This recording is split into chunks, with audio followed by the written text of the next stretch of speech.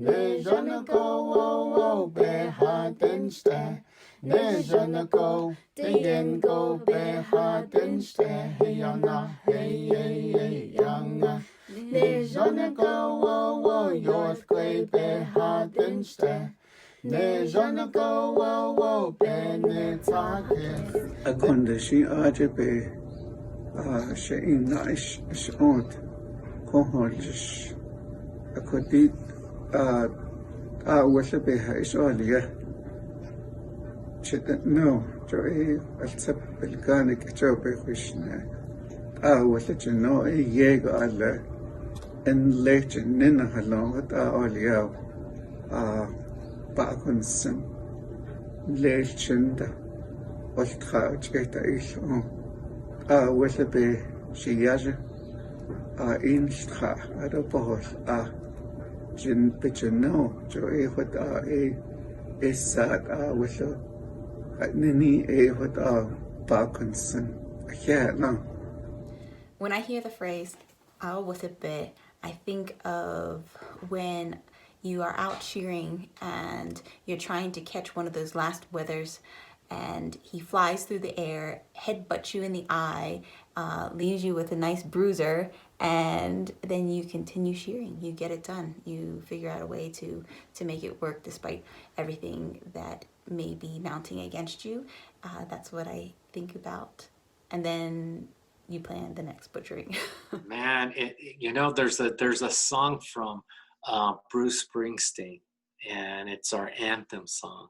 Because when we're down and out, I put that song on, and it says there's going to be hard times coming, there's going to be good times coming, but there's also going to be hard times coming. Swing that ball at me, because I'm going to grab it, and I'm going to work hard. I'm going to work as hard as I can to do what needs to be done. It's just being honest and upfront and working your butt off. Bring that wrecking ball on is all I can say, and that's what the word is that. Ne je ne go den go be ha den ste. Hey yana hey hey hey yana. Ne je ne go wo wo yorth gwe be ha den ste. Ne je ne go wo wo be ne takis. Ne je ne go den go be ha den ste. Hey yana hey hey hey yana. And welcome back to our last segment of our summer edition of I'll With It Bit. We are here with none other than one of our own, Don Whitesinger, one of our BFA instructors here at the college, at Diné College. I am excited that he is here, not only participating in our lecture series, but also kind of rounding out this end of the summer segment series that we have.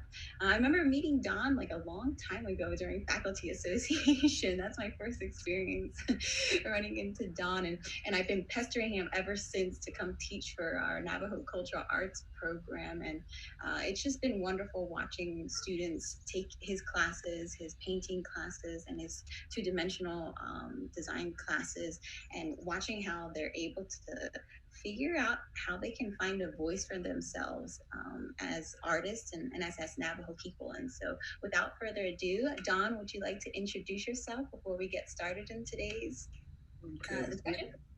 All right, thank you.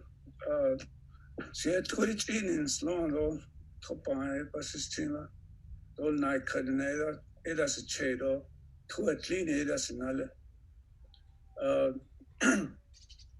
My family's originally from Chinle. My dad is from Valley Store area, and my mother's up from Spider Rock.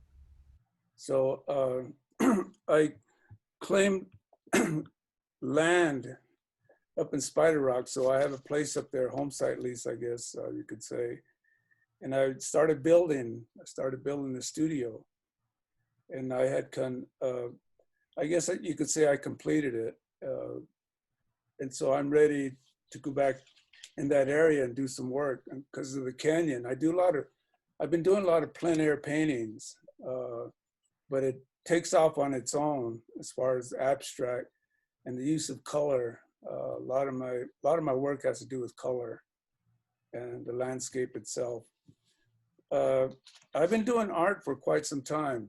I just happen to have the credentials to teach, so I've been teaching it. This altruism thing of giving back,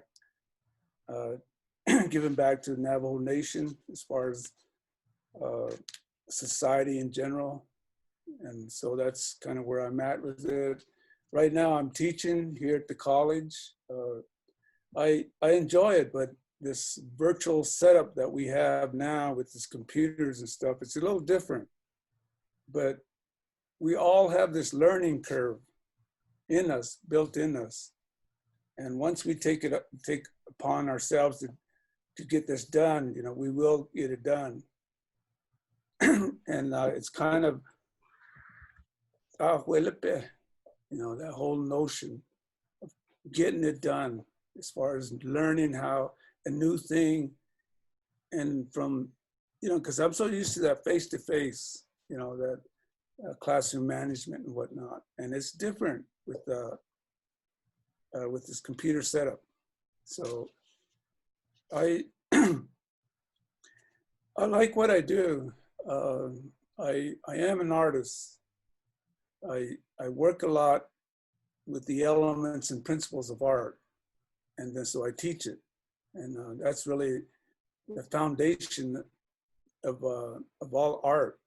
When you think of it, it came from the Bauhaus in Germany, and so that whole history of it, and then putting it into an art curriculum, you know, a curriculum with Navajo concepts, you know, and it's at first you really had to think about what you're doing because of a lot of taboo that's involved with that, as far as what you should teach and what you shouldn't teach. Even myself going into certain ceremonies and seeing certain things that are done, and a couple of these Atlatlis, they know that I do art, so they would always, you know, point to me and tell me that what you see here stays here, or what we say stays here. And it's kind of like the Tache itself too. When you go to Tache, it's like going around the world, because there's stories in the songs, and you learn some of these protection songs, and it's really helpful. You know, it's kind of like different minerals, different stones, different things that, you know, that's part of the shield, part of the protection. They talk about that also, and then, you know, then this whole notion of COVID-19 coming in. You know, at first, you know, I was drinking a lot of sage, and it's really helpful. And then my brother introduced me to napi. I mean, I've had it before, but he told me what to do with it as far as utilizing that for medicinal purpose as far as the COVID-19.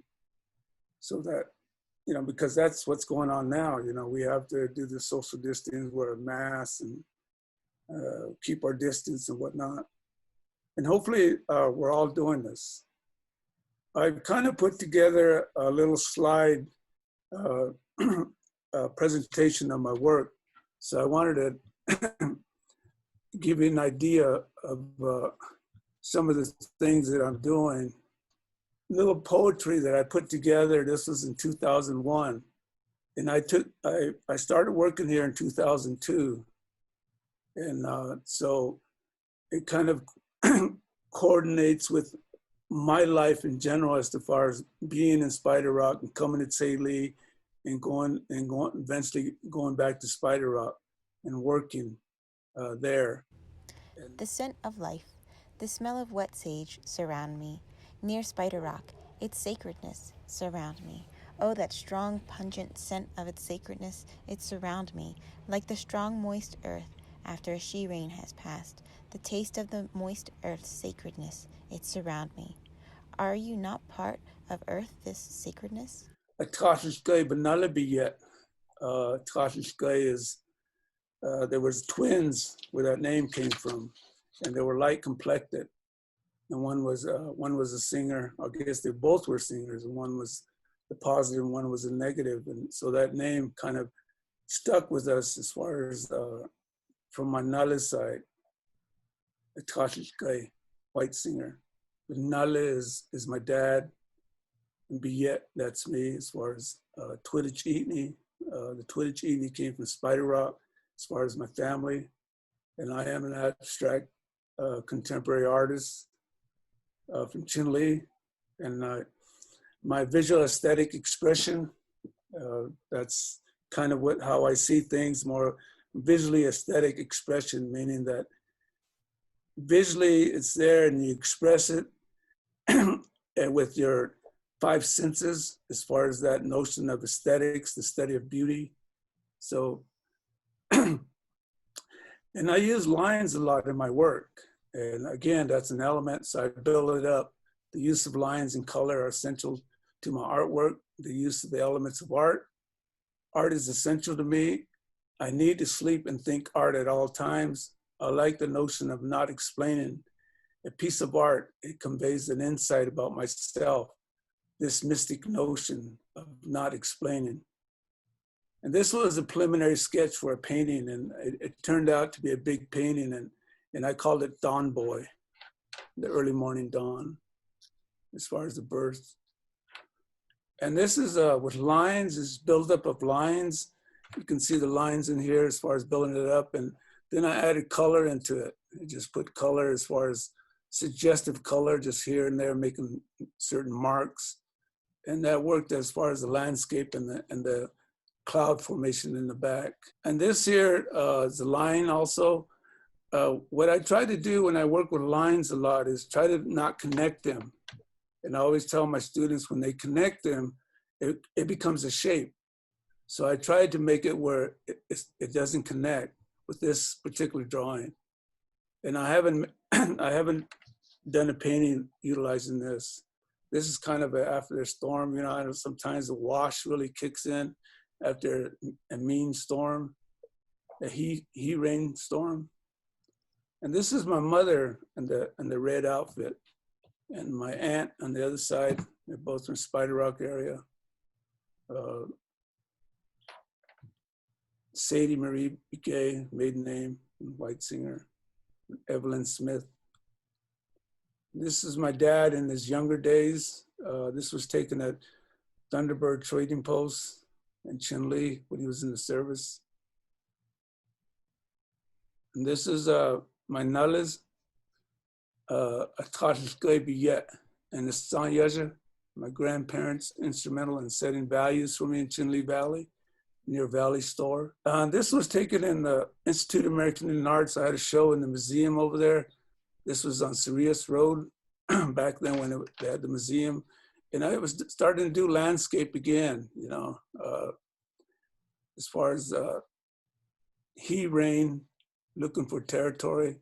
That's what I call this particular painting. And this one is a Canyon Decay.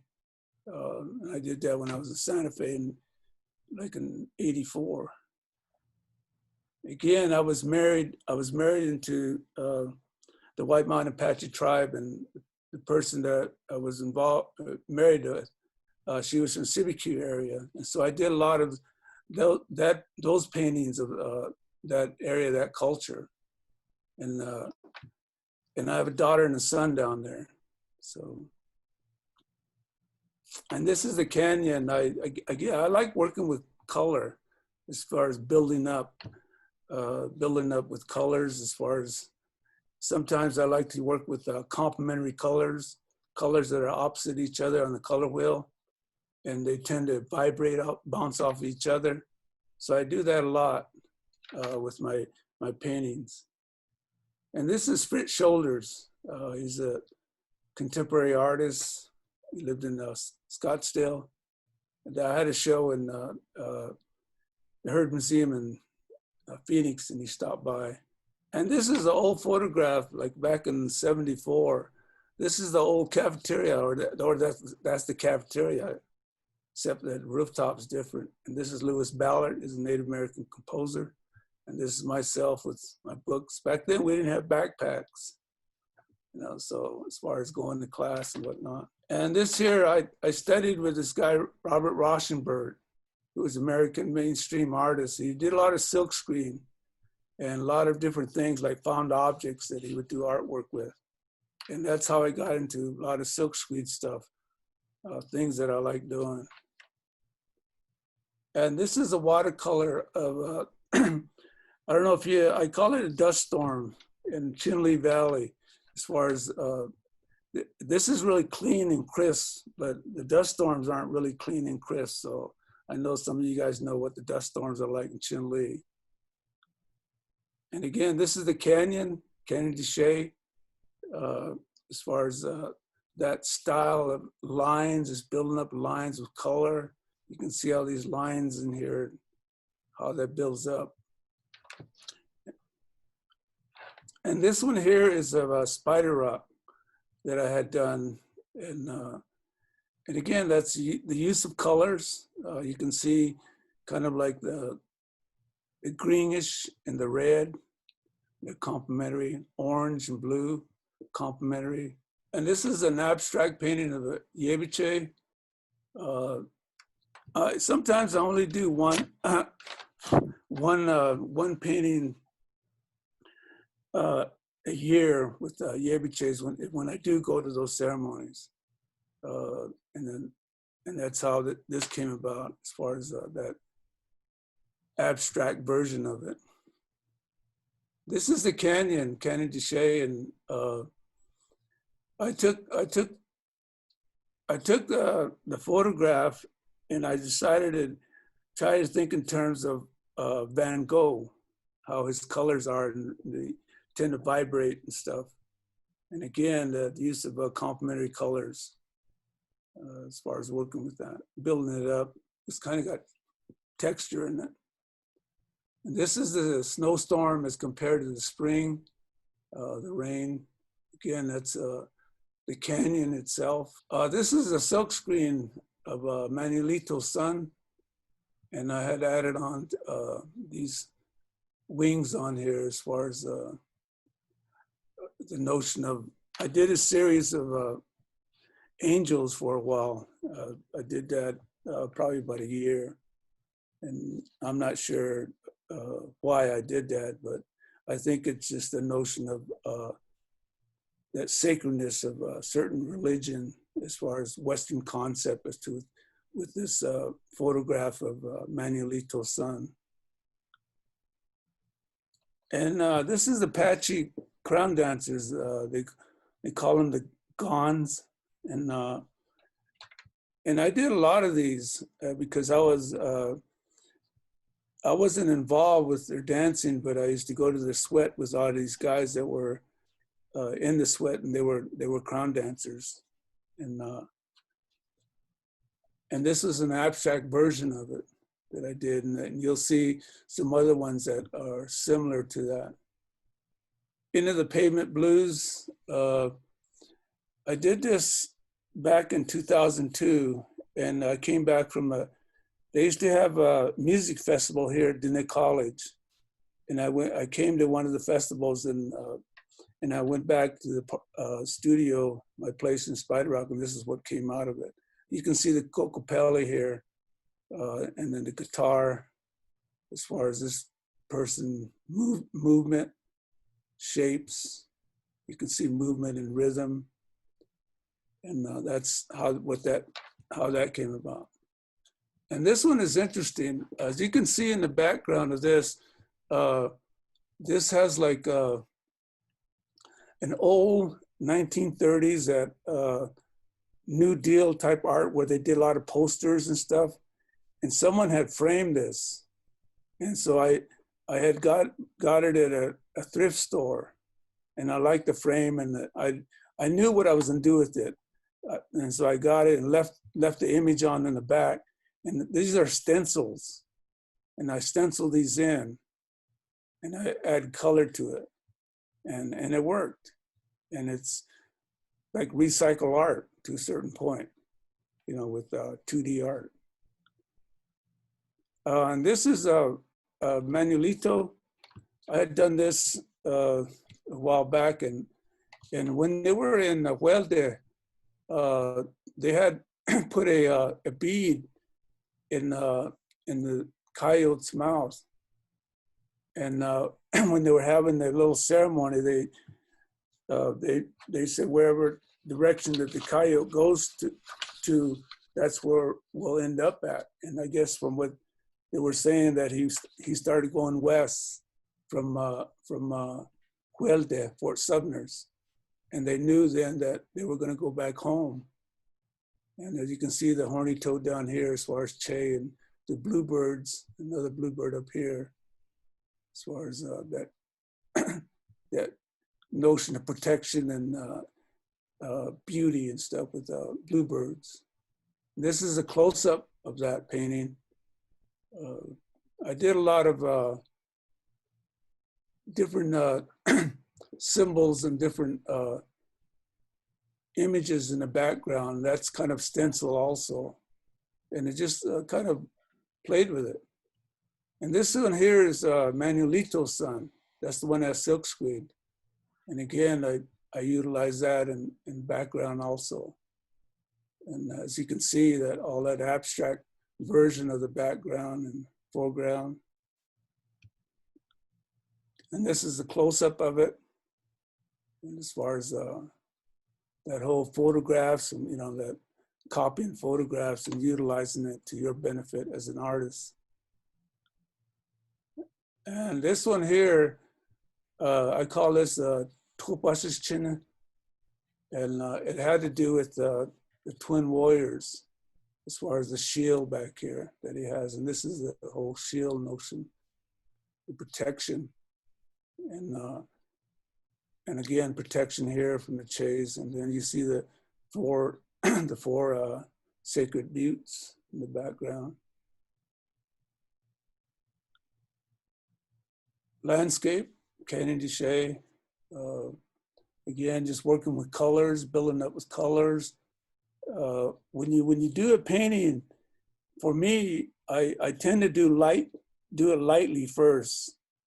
And then I started adding on the bold colors as far as, and that's why you see some of these where they bounce off each other here, and then the yellow here, and even down in here, this yellow down in here, how it bounces off of each other, even the green and the orange and some of the red. So like I said, I do a lot of that type of painting having to do with complementary colors, and then you got analogous colors also. And this painting is in the Diné Center, the museum there. This was pretty interesting how these lines came to exist. This is acrylic painting. And what I did was I added it with a retardant so it won't dry so fast. And it made it pretty thick on there. But first I added a background. As you can see, this yellow and the purple, some of the purple, and then the orange. I had that in the background. Then I added these other colors, and then I just had like a plaster, wall plaster where it makes texture. And I just scraped it across, and it got that effect. I teach this class called painting techniques. That's one of the things that I was working with on the painting itself. This one here is an oil painting I did like in '94. It's homage to Picasso's Women that I had done this one. And it's oil, and this is a close-up of it. And again, it's with use of lines and color. It's right next to each other. And this one here is from a linoleum block print. That same print that you've seen in the front of this presentation. And there was a flag that I had, and I printed it on that. And it kind of works with it, because the blue kind of gives it that base down to the bottom here. And then this whole frame of the work itself, it's all the way around. And this here, they say that these colors don't run as far as the red and whatnot. And as far as people flying this this flag and myself, that these blood stains have to do with all the Native people who have gone through certain oppression, and we're still existing, we're still alive. And this notion of the white, I used when, I don't know, if you can tell that it has that vibrant where it really pops out. One time when I was walking back for lunch, and I looked down and I saw this little rainbow. And I said, "Whoa, what is that on the ground?" You know. So I went back and I kind of moved it around, and what it was a little glass sand bead. And they use that in signs. You know, when the light hits it, it reflects, and it's really bright. And when this paint was wet, I would throw some of this on here, and that has that reflection. When the light hits it, it's kind of like it's moving, but yet it's really bright. Same with this one. There's certain areas that have that. And this has this texture here in the back. I did that with wax, like cold wax. You mix it with acrylic paint and you put it on your canvas. You know, it's like it's thick and pasto, and you let it dry. And sometimes when you let it dry, it makes these cracks. And it really, I liked it, and I just worked with it. And again, this is a landscape here, kind of like a canyon or a valley like. And this one I'm still working on. I try to do the four worlds here on the bottom, where it's black, blue, and yellow and white, as you go up as far as this coming from the four worlds and whatnot. And then this person here, like I said, I'm still working on this painting. I was going to put a couple figures here, first man and first woman, as far as the originating from the underarms of a deity. And this one was it's a small painting. It just playing with paint and having fun with it, and it has texture on it, and there's the male here and the female, and then there's a figure in the background as far as intertwining within the painting itself. And again, it's abstract as far as working with lines. And this is that one that I showed previously, one of the twin warriors. And this is the one painting, or the print. It's a print that I did this. I did a piece of work with COVID-19, and when I was doing that really set me back as far as thinking in terms, I might get this COVID, so I better leave it alone. And so I went back and I did this one. I called it, I pray for your well-being. And that's what I titled it. And I think I've got close to maybe 20 of them that I printed artist proofs. And when you think in terms of an artist proof, when they're signed like this, it was done by the artist. It was hand pulled by the artist. It wasn't reproduced from an offset printing press or something. It was done by the artist. And again, that this is the original piece as far as the linoleum block, carving into these, making sure that you don't carve over some of these lines. And this one here, that's that one piece that I put on that flag. I had done this, and I like how this came out. And this one I printed in 2019, but I still kept working on it. And the ones that I have are a lot different as far as when you cut into certain things and you take away certain things and you print it, as far as the subtractive method in printmaking. And that's what I had done with this one, this particular piece. And I call it Canyon Decay spokesman, because this had to do with Barboncito, and he was from around the Canyon Decay area. And this is college paradigm. I use this a lot in a lot of my classes, and sometimes I give it to my students as far as them having this. And all it is the way art is made, you know, as far as with how we see things, you know, like nasa case, not ina sin. That whole notion of thinking, planning, and the doing, and the critiquing of the results. This whole notion, it helps. Again, I do give this out to whoever decides they want it, because the way I see it is, it's ours, you know, meaning ours in the sense it belongs to the Navajo Nation. I just happened to design it and put it together. So if anybody wants one, feel free to contact whatever, email or whatever. And this is Harrison Begay. He did a lot of artwork that had to do with Bambi. Bambi, that Walt Disney style art back with Dorothy Dunn. And yeah, I got to meet him, and I have some of his originals. And there's this another artist, Myron Diné, who studies a lot of his works. And when you look at it, a lot of the works has to do with like storytelling and stuff. And it's a good, it's a good artwork to have if you can get access to one.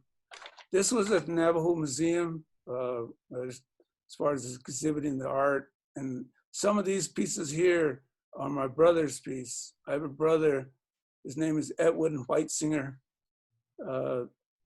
One day we noticed that people were looking at our work and they started talking about my other brother, and was my work. And then I realized I got with him. I told him we need to sign our first and last name on our works so we can separate it so people will know. And that's kind of what we've been doing. I signed it Whitesinger, but when you look at the work, you'll see Don written in there somewhere.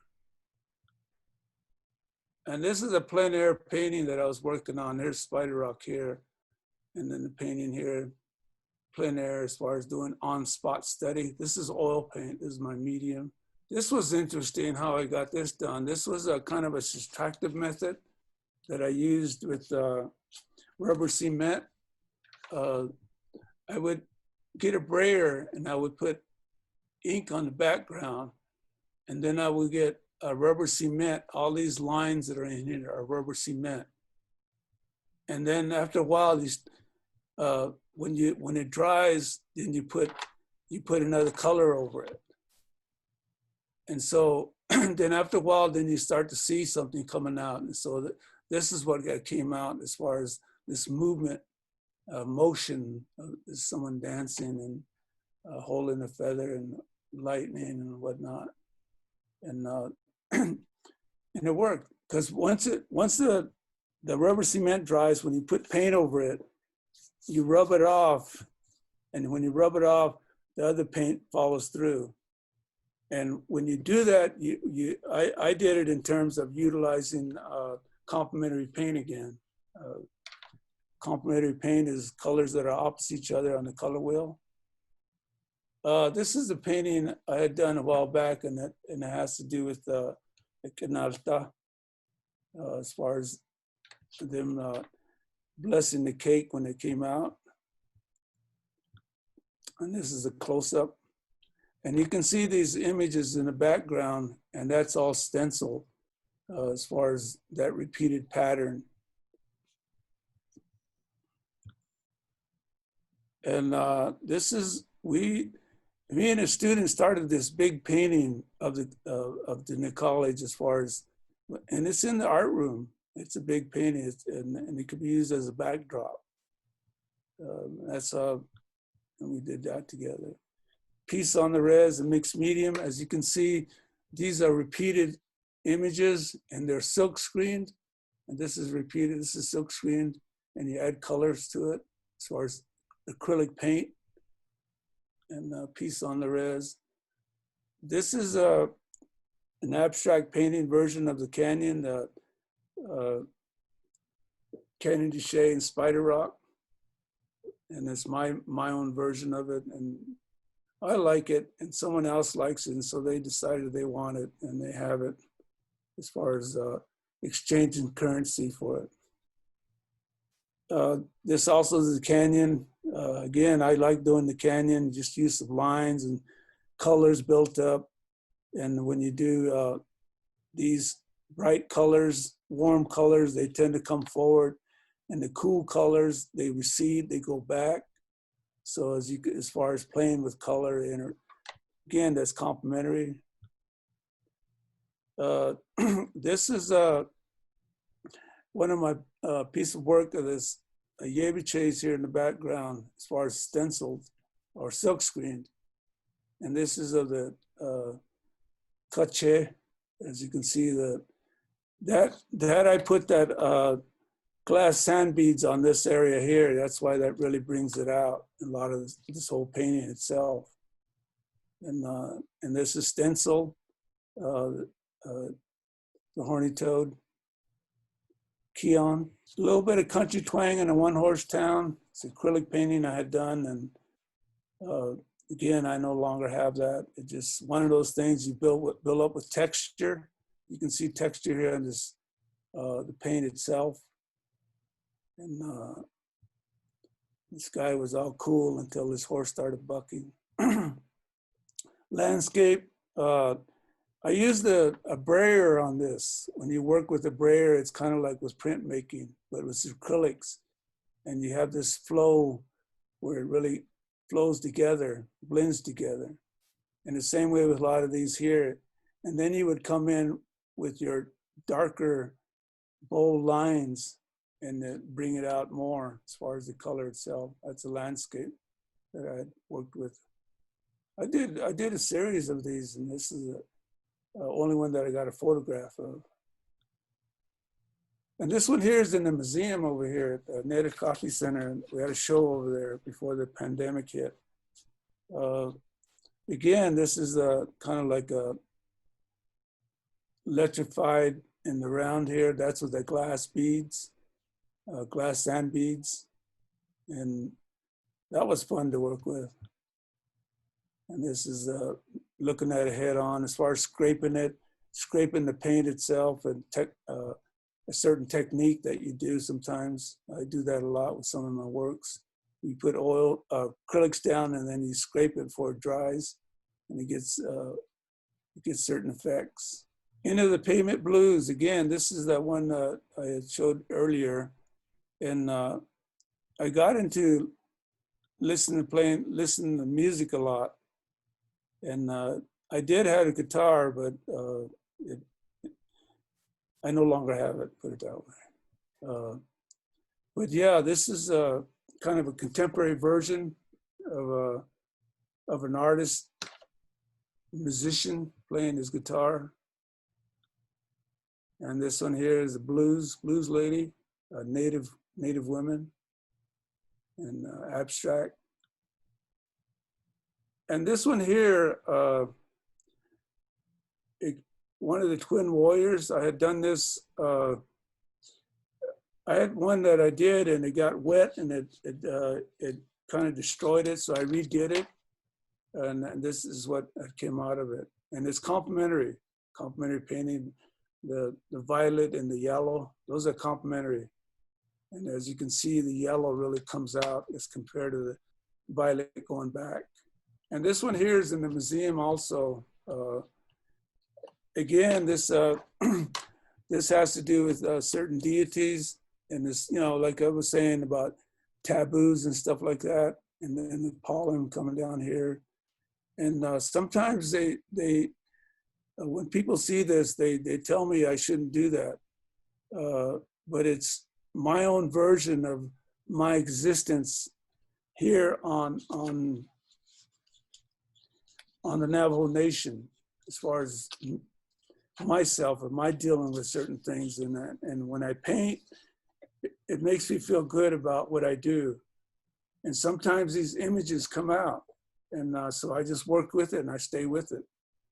and sometimes people question my motives with it. And again, this is my grandma in the back here, and her sister, Sanyaja, and she's holding my dad's flag when he was in service, and that's that painting.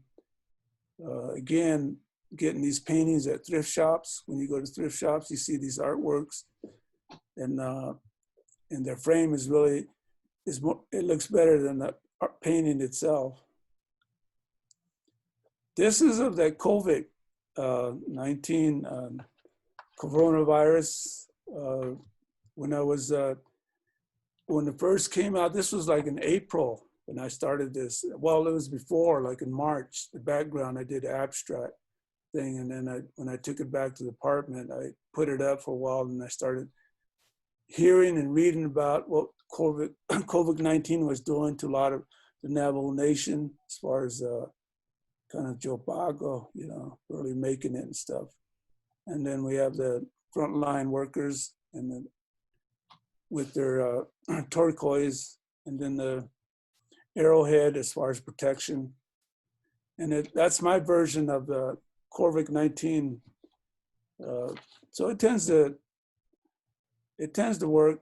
But like I said, I had a tough time with doing this, as far as to the point where you think that it will affect you and whatnot. And you got to have art, kind of a self-portrait in a certain way, as far as that I had done. And again, we have here we have the Bfa program here at Diné College, traditional painting, digital photography, graphic arts, and the silversmith, Navajo silversmithing, and Navajo weaving.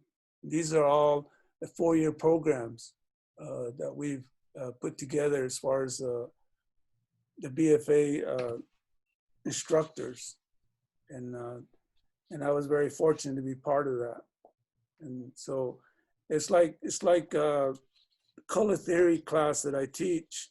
That's a new class. That's like in maybe my 3rd semester of teaching that, and it's fun. You know, I enjoy it. Thanks, Don. I think we got a chance to really take an inside look on some of these pieces. And I like bringing on our colleagues to these types of speaking engagements, because a lot of times, people get stuck in this mindset, oh, well, he's just the instructor, when they actually have so many more talents out there. And you're definitely one of those individuals that we see demonstrating that. So I guess one of the questions that we have for you today is, oh, by the way, all your students are saying hi on the live feed. Cool.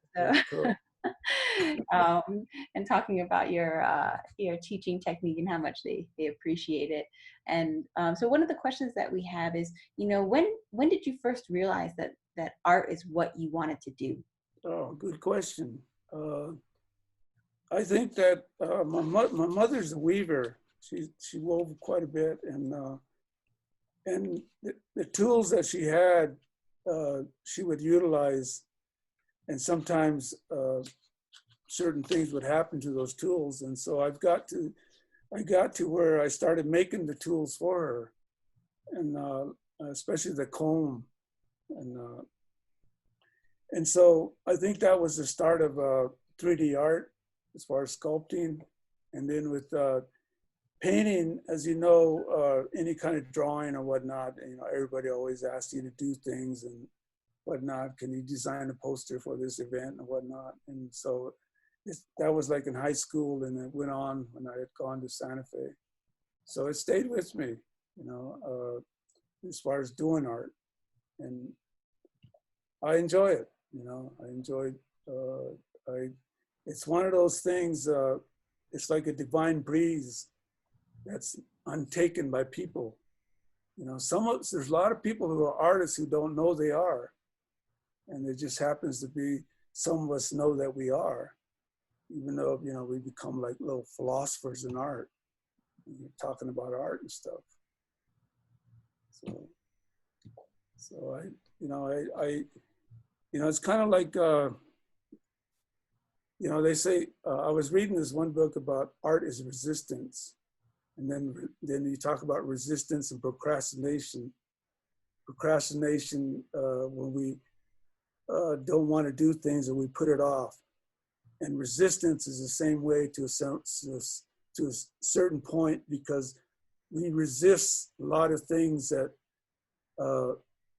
certain societies stands for. So we resist it. We don't want to do it. You know, it's like colonialization as compared to being decolonialized. You know, you have to draw the fine line as to walk in a certain way of life. You know, it's kind of like you're in a city, and it's easy to exist in the city. All you need to do is make sure you look both ways before you cross the street. But here on the Navajo Nation, you have to abide by a certain way of life, especially the taboos and stuff. And so it's completely different, you know. And so, yeah, I like it. You know, I like what I do. And I just happen to teach right now, and it's fun. Yeah, you definitely, like I said, you definitely inspire individuals to find out, you know, those talents in terms of becoming an artist, or actually, you know, recognizing what was already there. Can you tell us a little bit about the creation of the BFA program? Why was there such a need and a push to create this space here in the center of the Navajo Nation for Navajos who want to get their BFAs completed? You know, I used to see a lot of artists who would be at Bash's parking lot selling their work, you know, not really seeing the value of their work. And I always told them the value of education, people in general, even though they were, you know, they were struggling with life's things that they were being confronted with. You know, one of them being substance abuse. And you know, they say that art is the greatest asset that people have in our community. Yet it is the most underdeveloped. You know, and Eloise Cabal had said that.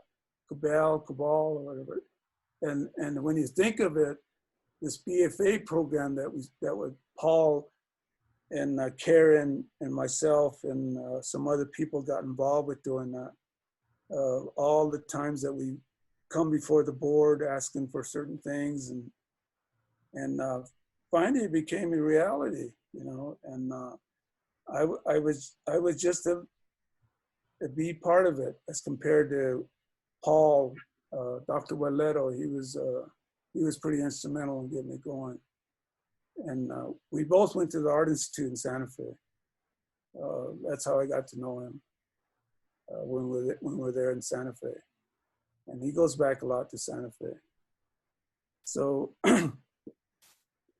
again, art is kind of a fabric of being human, you know. That keeps us together as far as it brings meaning and purpose to humanity, not just the Navajo people, to people in general. But we already had our art. It was more or less categorized in utilitarian art or primitive art, you know. And now we got a lot of artists who are going to school and realize that the academics have a lot to do with art patrons when they do buy your work. You know, like myself, I went to Rhode Island School of Design for my graduate work, and that's a very prestige school, but yet it's paying for itself. You know, when I go to shows and when they ask me, where'd you study at? You know, and I always tell them I studied in the Art Institute and then ASU and then Rhode Island School of Design. And so they're interested in my work. And I have you know, one of the greatest things for me as an artist or a person is when you see some of your students out there competing and winning these prizes, you know, Artist of the Year, or, you know, these certain awards that they get. I'm not sure if I'm allowed to say any names, but one of them is Sheldon Harvey. And then also Peterson Yazzie. They were my students back You know, I mean, they've taken art from me as classes and whatnot. And there's many others, you know. Carl Arthur, Rock Point, he teaches art at a high school in Rock Point. And then Brandy Warts, she teaches at Mini Farm High School. They all came to the program that we have here. And that's with the Associate of Art degree.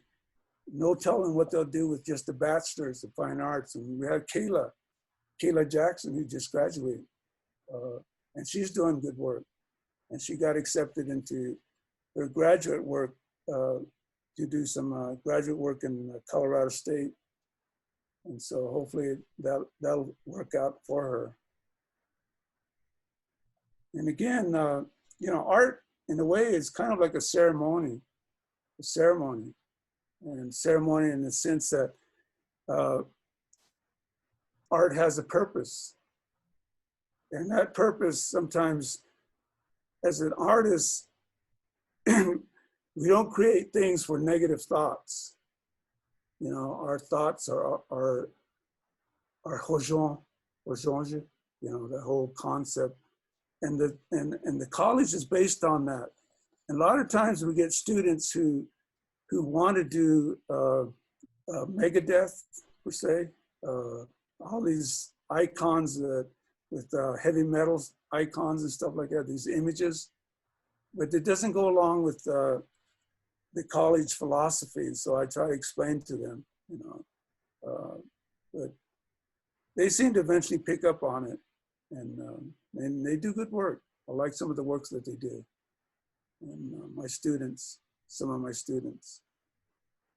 And again, you know, when you talk about aesthetics,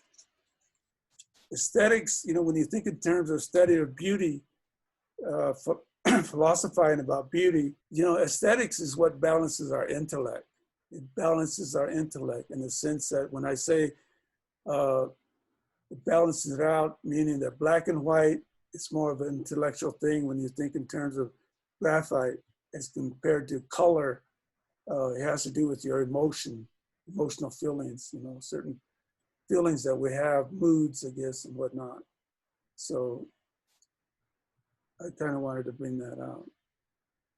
No, I think that's a really good segue into this concept of balance. And one of the other questions that we wanted to ask you is, you know, how do you balance your life as an instructor and also as an artist? Because I know that you're getting ready for retirement. I know Andrea just pleaded that you don't retire on Facebook right now. But, you know, how do you balance that life in terms of doing, you know, what you're very passionate for in terms of the actual production of the artwork as compared with, you know, the teaching of the format? Do they ever collide or do they seem to coincide? I think both, they collide and coincide. Collide in the sense that, you know, we're doing this virtual online. And so in a sense, I'm behind this little box here.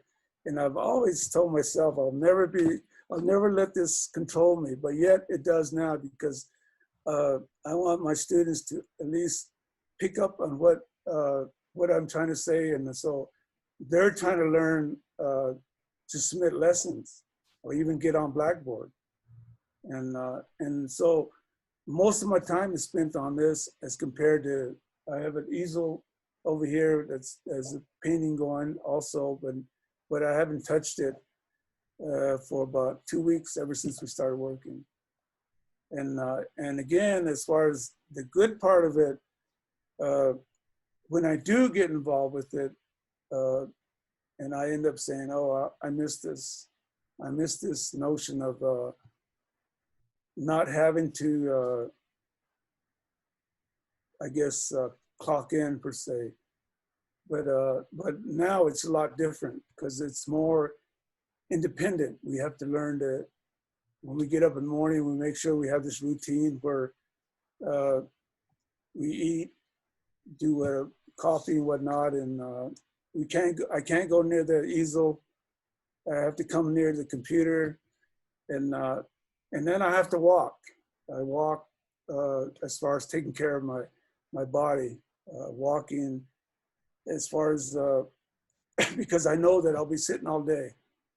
And so in that sense, it was good. It's good. It makes me focus on what I need to do.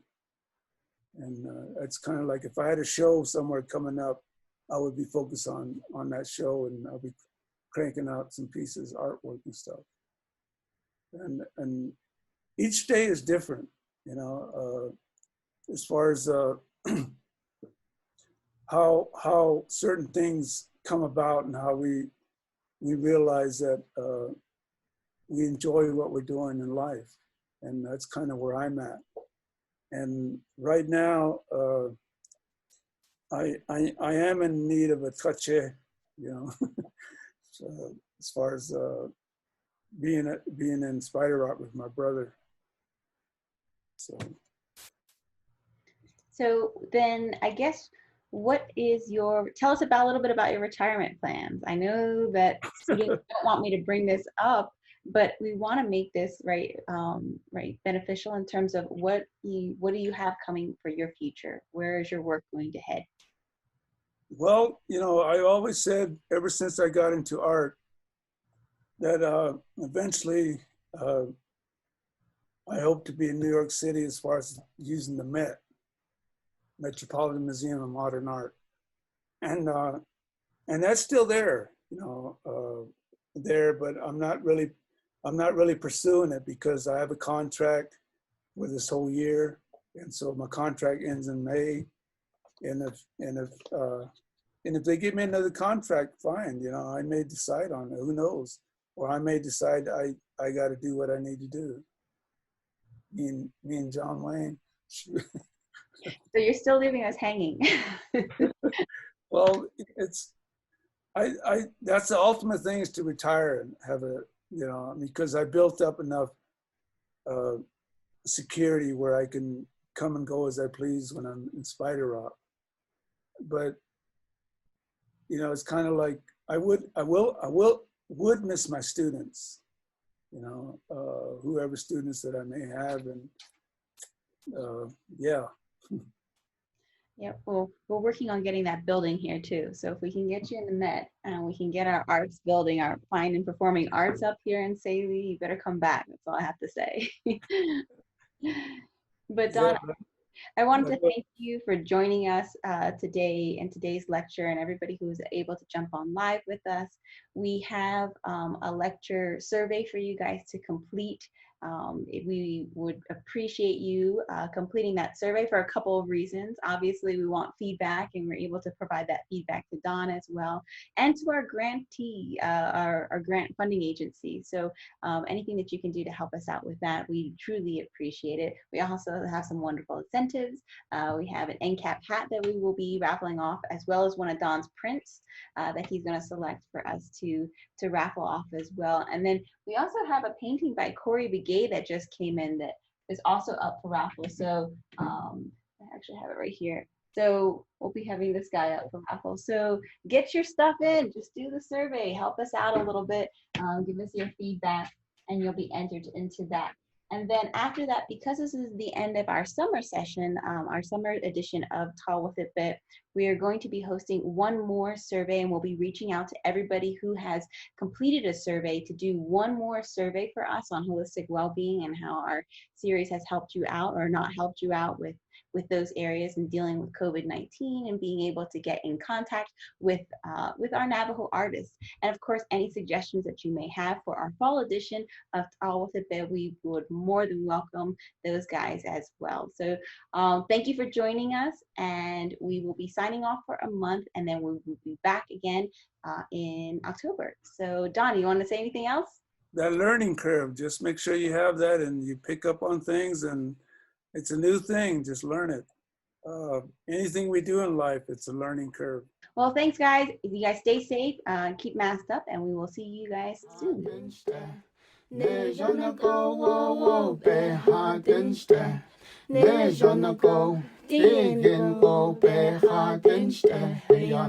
Hey, hey, hey, young.